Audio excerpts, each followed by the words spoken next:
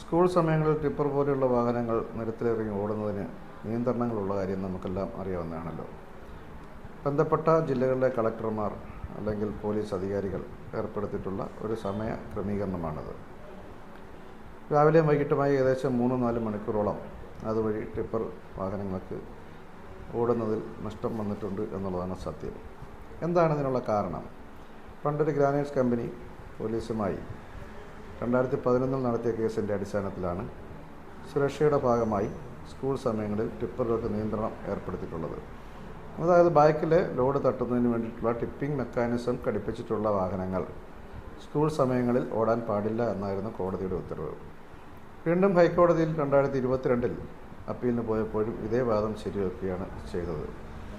എന്തുകൊണ്ടാണ് ഇത്തരത്തിലൊരു നിയന്ത്രണം ടിപ്പറുകളുടെ മേളിൽ വരുന്നത് എന്നുള്ളതാണ് നമ്മുടെ സംശയം. കാരണം ഏറ്റവും കൂടുതൽ വാഹനങ്ങൾ അപകടത്തിൽപ്പെടുന്നത് ബസ്സുകളാണ്.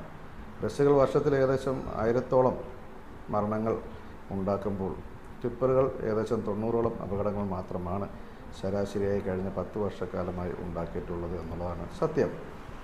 അപ്പോൾ അതിരിക്കെ തന്നെ ബാക്കിയുള്ള വാഹനങ്ങൾക്കൊന്നുമില്ലാത്തൊരു നിയന്ത്രണം ടിപ്പറുകളുടെ മേൽ മാത്രം അടിച്ചേൽപ്പിക്കുന്നത് ശരിയാണോ എന്ന് വീണ്ടും ചിന്തിക്കേണ്ടിയിരിക്കുന്നു. കാരണം ഒരു തൊഴിലാളി എന്നുള്ള നിലയിൽ പോലും അയാൾക്ക് ജോലി ചെയ്യാനുള്ളൊരു അവകാശം കൂടി നിഷേധിക്കലാണ് ഈ ഒരു സമയക്രമീകരണം. കാരണം ഏകദേശം 6 മണി മുതൽ 6 മണി വരെ മാത്രം മൈനിങ് ആൻഡ് ട്രാൻസിറ്റ് പാസുകൾ നിലവിൽ കൊടുക്കുമ്പോൾ, ജിയോളജി പാസുകൾ നിലവിൽ കൊടുക്കുമ്പോൾ അതിൽ ഏകദേശം 4 മണിക്കൂർ ടിപ്പർ ഓടാതെ ഇടുകയും ബാക്കിയുള്ള 8 മണിക്കൂറിൽ തന്നെ ഉച്ചയ്ക്ക് ആഹാരം കഴിക്കുന്നതിനും അല്ലെങ്കിൽ വഴിയിലുള്ള തടസ്സങ്ങളും ലോഡ് കയറ്റുന്നതിനും ഇറക്കുന്നതിനും അത് കാത്ത് കിടക്കുന്നതിനും ഒക്കെയായി പോകുന്ന സമയങ്ങൾ കൂടി കഴിച്ചാൽ ഒരു 6-7 മണിക്കൂർ കൂടുതൽ ടിപ്പർ വാഹനങ്ങൾക്ക് ഓടാൻ സാധിക്കുന്നില്ല എന്നുള്ളതാണ് സത്യം. തന്നെയല്ല, ഒരു പൗരൻ എന്നുള്ള നിലയിൽ, അല്ലെ ഒരു തൊഴിലാളി എന്നുള്ള നിലയിൽ ഒരു 12 മണിക്കൂർ അല്ലെ ഒരു 8 മണിക്കൂർ ജോലി ചെയ്യുന്നതിന് വേണ്ടി പോലും 16 മണിക്കൂർ കൂടുതലായി അധ്വാനിക്കേണ്ടി വരുന്നൊരവസ്ഥയാണ് ടിപ്പർ പോലെയുള്ള വാഹനങ്ങൾ ഓടിക്കുന്ന ഡ്രൈവർമാർക്കുള്ളത്. കാരണം 6 മണിക്കൂർ വേണ്ടി സൈറ്റിൽ എത്തണമെങ്കിൽ അയാൾ 4 മണിക്കെങ്കിലും എണ്ണിച്ച് കുളിച്ച് റെഡിയായി 5 മണിക്ക് വാഹനം എടുത്ത് വിട്ടാൽ മാത്രമേ 6 മണിക്ക് ലോഡ് എടുക്കുന്ന ക്വാറിയാണെങ്കിലും അല്ലെങ്കിൽ മണ്ണ് സൈറ്റുകളാണെങ്കിലും ഒക്കെ എത്തിപ്പെടാൻ സാധ്യതയുള്ളൂ. അപ്പോൾ എങ്കിൽ പോലും വൈകിട്ടും അതേപോലെ തന്നെ ലോഡ് 6 മണിക്ക് കിട്ടിക്കഴിഞ്ഞാൽ അതുകൊണ്ട് തട്ടിയിട്ട് ചിലപ്പോൾ കിലോമീറ്ററുകൾ ദൂരെയായിരിക്കാം. അപ്പോൾ അതുകൊണ്ട് അൺലോഡ് ചെയ്തിട്ട് അതിനുശേഷം ആ വാഹനവുമായി മുതലാളിയുടെ വീട്ടിൽ ചെല്ലുകയും അവിടെ വാഹനം ഒതുക്കുകയും പിന്നീട് തിരികെ വീട്ടിലെത്തുകയും ചെയ്യുന്ന ഒരു തൊഴിലാളികളുടെ അധ്വാനത്തിൻ്റെ പകുതി പോലും അവർക്ക് ശമ്പളമായി ലഭിക്കുന്നില്ല. കാരണം മണിക്കൂർ വ്യവസ്ഥയ്ക്കാണ് ശമ്പളമെങ്കിൽ അദ്ദേഹം ഒരു 4 തൊട്ട് വൈകിട്ട് 8 മണി വരെ പണിയുന്ന ഒരാൾക്ക് ഏകദേശം 16 മണിക്കൂർ അതിനുവേണ്ടി സമയം കളയേണ്ടി വരുമ്പോൾ മിനിമം ഒരു 5-6 മണിക്കൂറിൻ്റെ ശമ്പളം മാത്രമാണ് അദ്ദേഹത്തിന് ലഭിക്കുന്നത് എന്നുള്ളതാണ് സത്യം. അപ്പോൾ ഈ സ്ഥിതികളെല്ലാം കണക്കിലെടുത്തുകൊണ്ട് തന്നെ അതിന് പകരമായ ബദൽ സംവിധാനങ്ങൾ സർക്കാർ ഒരുക്കുന്നില്ല എന്നുള്ളതാണ് ഒരു വിഷമം. ഒരുപക്ഷെ റോഡിലെ തിരക്കുകളാണ് ഇതിൻ്റെ നിയന്ത്രണങ്ങൾക്ക് കാരണമെങ്കിൽ ഇതിനേക്കാൾ വലിയ വാഹനങ്ങൾ 12, 16, 20 വാഹനങ്ങൾ ടിപ്പിംഗ് മെക്കാനിസം, അതായത് ഹൈഡ്രോളിക് ജാക്കി ഉപയോഗിക്കാത്ത വാഹനങ്ങൾ നിരത്തിലൂടെയൊക്കെ തന്നെ ഇതേ സമയങ്ങളിൽ തന്നെ ഓടുന്നുണ്ട് എന്നുള്ളതാണ് രസം. അത് തന്നെയുമല്ല, വെറും ഒരു ചെറിയ ഹൈഡ്രോളിക് ജാക്കി ഇത് തട്ടുന്നതിന് വേണ്ടിയിട്ട് ഫിറ്റ് ചെയ്തു എന്നുള്ള കാരണത്താൽ തന്നെ തീരെ ചെറിയ വണ്ടികൾ, അതായത് 150 അടി വരെ മാത്രം വഹിക്കാൻ കപ്പാസിറ്റിയുള്ള വാഹനങ്ങൾ പോലും ഈ സ്കൂൾ സമയങ്ങളിൽ നിർത്തിയിടുകയും അത്രത്തോളം നഷ്ടങ്ങൾ അതിൻ്റെ ഉടമകൾക്കടക്കം അല്ലെങ്കിൽ അതിൻ്റെ പ്രോഫിറ്റിൽ ഉണ്ടാകുന്ന ആ കുറവുകളടക്കം വരുന്നു എന്നുള്ളതാണ് സത്യം. എന്നാൽ അതിന് ആനുപാതികമായിട്ടുള്ള ടാക്സോ മറ്റ് ബന്ധപ്പെട്ട ഫീസുകളോ ഒന്നും സർക്കാർ കുറയ്ക്കുന്നില്ല എന്നുള്ളതും നാം ഓർക്കേണ്ടതാണ്. ഇനി നമ്മുടെ ട്രാഫിക് കുരുക്കുകൾ അല്ലെങ്കിൽ തിരക്കേറിയ റോഡുകളിൽ സ്കൂൾ സമയങ്ങളിൽ തിരക്ക് കൂടുന്നു എന്നുള്ളത് കൊണ്ടാണ് ഈ ഒരു നിയന്ത്രണമെങ്കിൽ 6 വരിപ്പാതയടക്കമുള്ള റോഡുകളിൽ ഈ വലിയ ഹൈവേയുടെ വർക്കുകൾക്കൊക്കെയായി വാഹനങ്ങൾ ഓടുമ്പോൾ അതിനൊക്കെ നിയന്ത്രണം ഏർപ്പെടുത്തുന്നതിനകത്ത് എന്ത് സാങ്കേതിക ന്യായമാണ് പറയാനുള്ളത്? കാരണം അവിടെ ആരും കുട്ടികൾ നടന്നു പോകുന്നില്ല, അല്ലെങ്കിൽ ഓട്ടോറിക്ഷകൾ പോലും പോകാത്ത 6 വരിപ്പാത അല്ലെ 4 വരിപ്പാത ആകുമ്പോൾ നമ്മളുടെ ആ ടിപ്പർ വാഹനങ്ങൾ ആ റോഡിൽ എത്തിക്കഴിഞ്ഞാൽ എന്തുകൊണ്ട് അതിലേക്ക് ഓടിക്കൂടാ?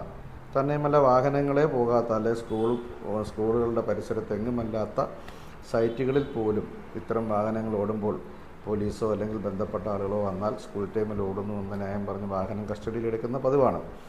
അപ്പോൾ ഇതൊക്കെ നിയന്ത്രിക്കണമെങ്കിൽ കുറച്ചുകൂടി ഈ കാര്യങ്ങൾ പഠിച്ചുകൊണ്ട് ബന്ധപ്പെട്ട അധികാരികൾ നിയമത്തെ ഒരു ഭേദഗതി ചെയ്യണം എന്നാണ് ഞങ്ങളുടെ അഭിപ്രായം. കാരണം ഓടുന്ന സ്ഥലങ്ങൾ അല്ലെങ്കിൽ അതെവിടെയാണ് അതൊക്കെ ഒന്ന് പരിശോധിച്ച് ഇന്ന റൂട്ടുകളിൽ ഓടാം, അല്ലെ 6 വരിപ്പാതയിൽ ഓടാം, അല്ലെ 4 വരിപ്പാതയിൽ ഓടാം, അല്ലെ സ്കൂളിന് ഇത്ര സോണിനടുത്തല്ലെങ്കിൽ സ്കൂൾ സോൺ അടുത്തില്ലെങ്കിൽ അവിടെയൊക്കെ ഓടാം എന്നുള്ള നിലയിലേക്ക് ഒരു എക്സംഷൻസ് കൊണ്ടുവന്നുകൊണ്ട് ഈ ഒരു തൊഴിൽ മേഖലയെ സംരക്ഷിക്കണം എന്നുകൂടി അഭ്യർത്ഥിക്കുകയാണ്. കാരണം നിരവധിയായിട്ടുള്ള തൊഴിലാളികളും അതുപോലെ തന്നെ വാഹന ഉടമകളുമൊക്കെ ജീവിക്കാൻ വേണ്ടിയാണ് ഇത്തരത്തിലുള്ള ഒരു ബിസിനസ്സിലേക്കൊക്കെ ഇറങ്ങി തിരിച്ചിരിക്കുന്നത്. തന്നെയുമല്ല, ഏറ്റവും കൂടുതൽ നമ്മുടെ വികസനത്തിന് വേഗം കൂട്ടുന്ന ഒരു പ്രക്രിയയാണ് കൂടുതലായും ഈ ടിപ്പർ വാഹനങ്ങളൊക്കെ ഏർപ്പെട്ടുകൊണ്ടിരിക്കുന്ന പ്രവർത്തനങ്ങൾ.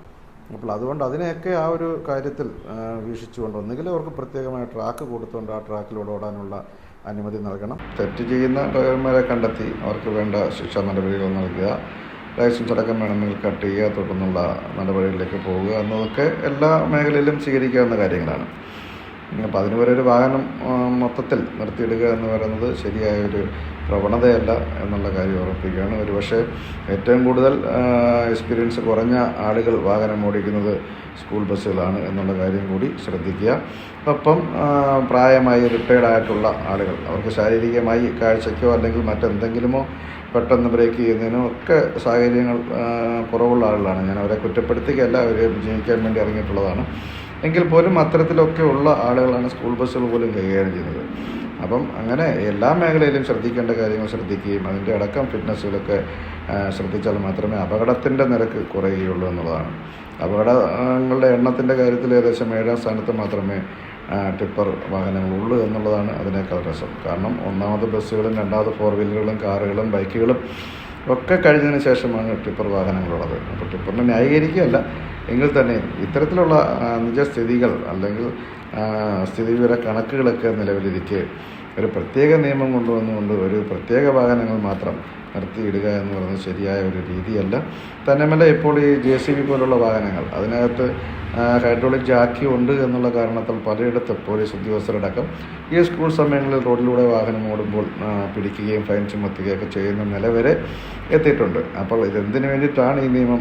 20 കിലോമീറ്റർ മാത്രം സ്പീഡിൽ പോകുന്ന JCB അടക്കമുള്ള വാഹനങ്ങൾക്ക് പോലും ഫൈൻ ചുമത്തുക തുടങ്ങിയ കാര്യങ്ങളാണ് ചെയ്തുകൊണ്ടിരിക്കുന്നത്. അപ്പോൾ ഇതെല്ലാം എന്തിനാണ് എന്നുള്ള കാര്യങ്ങൾ ഒരു വ്യക്തത വരുത്തേണ്ടത് ഭരണകർത്താക്കളാണ്. ഇതിൻ്റെ ഗതാഗത വകുപ്പ് മന്ത്രി അടക്കം ഉള്ള ആളുകളുടെ ശ്രദ്ധയിൽ ഇത് വരും എന്ന് ഞാൻ പ്രതീക്ഷിക്കുകയാണ്. അപ്പം അതിനനുസരിച്ചുള്ള ന്യായമായ നിയമ ഭേദഗതികൾ ഞങ്ങൾക്ക് നൽകും എന്നുള്ള കാര്യത്തിൽ ഒരു ഉത്തമ വിശ്വാസമുണ്ട്.